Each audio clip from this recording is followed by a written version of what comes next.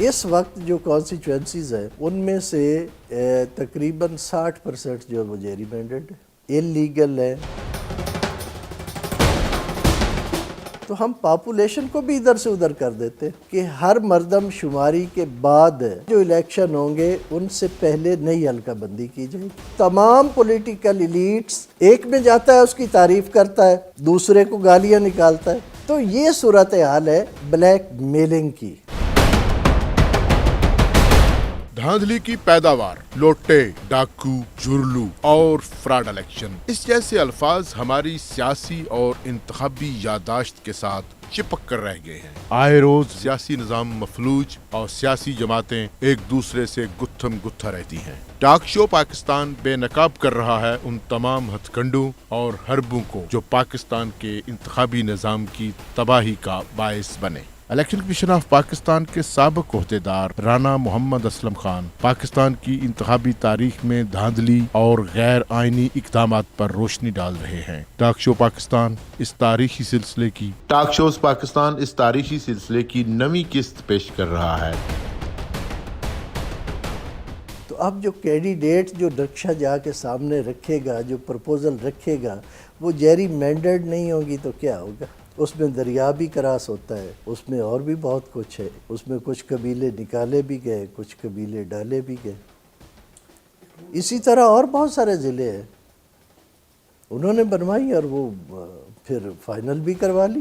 اس وقت جو کانسٹیچوئنسیز ہیں ان میں سے تقریباً 60% جو ہے وہ جیری مینڈیٹ ہے، انلیگل ہے اور not in accordance with law ہے، in violation of principles of delimitation of constituencies ہے، اور جو international practices accepted practices of delimitation of boundary ہے اس کے خلاف ہے۔ اور پھر ایک اور بڑا امپورٹنٹ نقطہ یہاں پہ آتا ہے، ایک ہم ریگنگ کرتے ہیں جو چونکہ ہماری ایکول پاپولیشن ہوتی ہے نا، پہلا ہم جیسے ہم نے بتایا، تو ہم پاپولیشن کو بھی ادھر سے ادھر کر دیتے۔ آپ نے سنا کراچی کا جھگڑا اور یہ جو مردم شماری ہے اس کو نہیں مانا گیا۔ اب کہاں ہوتا ہے کہ 2 سال 3 سال لگ جائے آپ کو جو ہے وہ آفیشیل لسٹ بنانے میں مردم شماری کی رپورٹ جو ہے وہ تیار نہیں ہو سکی۔ کانسٹیٹیوشن میں آپ کو امینڈمنٹ عارضی طور پر کرنی پڑی۔ کانسٹیٹیوشن میں یہ ہے کہ ہر مردم شماری کے بعد جب آفیشیل رپورٹ شائع ہوگی تو اس کے بعد جو الیکشن ہوں گے ان سے پہلے نئی حلقہ بندی کی جائے گی۔ اب جو 2018 کے الیکشن ہوا اس سے پہلے 2017 کی جو مردم شماری ہے اس کی آفیشیل نہیں ان آفیشیل رپورٹ آئی، پروویژنل رپورٹ جسے ہم کہتے ہیں۔ تو کانسٹیٹیوشن میں یہ امینڈمنٹ کروائی گئی کہ جی اس دفعہ کے لیے اس پروویژنل پر کروا لی جائے اور پھر اگلا جو ہے وہ آفیشیل پہ دوبارہ ہم کروا لیں گے۔ اور اس میں کہیں تو ایک گھر میں 50 بندے ہیں، 5 مرلے کا گھر، 2.5 مرلے کا گھر، 50 بندے لکھے ہوئے ہیں۔ جہاں پہ آبادی پہلے 11 لاکھ تھی وہاں پہ 8 لاکھ ہو گئی۔ اب حافظ آباد کو لے 10-11 لاکھ کی آبادی ہے اور ایک ایم این اے ہے، اور اس کے ساتھ والا حلقہ جو ہے وہاں 5 لاکھ کی آبادی پر ایک ایم این اے ہے۔ تو اس کا مطلب ہے جو حافظ آباد والے ہیں وہ 2 بندے ساتھ والے علاقے کے 1 بندے کے برابر ہیں۔ تو یہ جو میں کہہ رہا ہوں کہ value of vote equal population جو ہے ان کے 2 بندوں کی اہمیت جو ہے وہ ساتھ والے 1 بندے کے برابر ہے۔ لاہور کی آبادی کو بڑھایا گیا چونکہ لاہور میں ہمیں یہ تھا کہ یہاں سے ہم گریب کر سکتے ہیں، حافظ آباد سے ہم وہ ہارتے ہیں، 2 حلقے تھے نیشنل اسمبلی کے، ہم دونوں ہارتے تھے، تو اس کو اگر ہم لاہور لے آتے ہیں تو لاہور سے ہم جیت جاتے ہیں۔ تو ہم نے لاہور میں وہ حلقے لا کے صوبائی اسمبلی کے ہمارے 2 حلقے بڑھ گئے لاہور میں، اور نیشنل اسمبلی کا 1 حلقہ بڑھ گیا لاہور میں۔ تو اس سے پولیٹیکل پارٹی کو جو ہے وہ فائدہ ہوا۔ پھر ہمارے ہاں جو ہے یہ ایک بلیک میلنگ کی پالیٹکس ہوتی ہے۔ یہ جو پولیٹیکل ایلیٹ ہے ان کی کنسنٹریشن جو ہے وہ اربن ایریاز میں ہوتی ہے، جیسے ایک ایلیٹ کی لاہور میں ہے، ایک ایلیٹ کی کراچی میں ہے، ایک ایلیٹ کی اربن ایریاز کے پوش ایریاز میں ہے، ان لوگوں پر جو ووٹ نہیں عام طور پر ڈالا کرتے تھے، اور کچھ الیکٹیبلز ہیں جن کی رورل ایریاز میں ہوتی ہے۔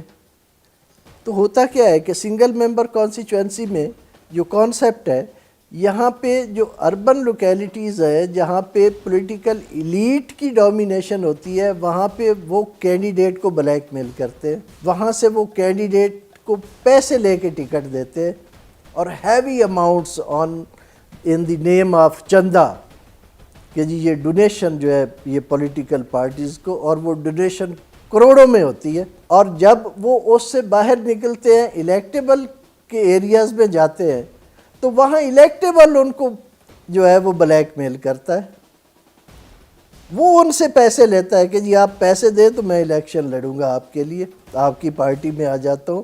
3 پولیٹیکل ایلیٹس جو ہیں وہ اس کے پیچھے ہوتے ہیں کہ جی آپ ادھر آ جائیں، آپ ادھر آ جائیں، آپ ادھر آ جائیں۔ آپ رزلٹ اٹھا کے دیکھیں کہ شاید ہی آپ کو کوئی ایسا ایم این اے نظر آئے جو ایک جماعت میں، جو 1970 میں ایک جماعت میں تھا اور آج تک اسی جماعت میں ہے، یا 1990 سے اون ورڈ 1988 سے اون ورڈ ایک جماعت میں تھا اور اسی جماعت میں ہے۔ میرا خیال ہے اب تک وہ تمام پولیٹیکل ایلیٹس جن کے جیتنے کے امکانات ہوتے ہیں اور جو حکومتیں بناتی رہی ہیں، وہ ساری گھوم چکا ہے۔ ایک میں جاتا ہے اس کی تعریف کرتا ہے، دوسرے کو گالیاں نکالتا ہے، وہاں سے سفر کر کے اگلی میں جاتا ہے تو پچھلے کو گالیاں نکالتا ہے، اس سے آگے جاتا ہے تو پچھلے دونوں کو گالیاں نکالتا ہے۔ تو یہ صورتحال ہے بلیک میلنگ کی، یہ جیری مینڈرنگ کی اور ریگنگ کی۔ یہ ساری ٹائپس ہیں جو پاکستان میں استعمال ہوتی رہی ہیں اور ہو رہی ہے۔ آپ کو معلوم ہے کہ ہمارے ملک میں جو انتخابی نظام ہے یہ ہم نے برطانیہ سے لی، اور اس نظام کو ہم کہتے ہیں FPTP۔ بہت سارے حلقوں میں آپ نے دیکھا ہوگا کہ بڑے تھن مارجن سے ایک کینڈیڈیٹ جیتتا ہے۔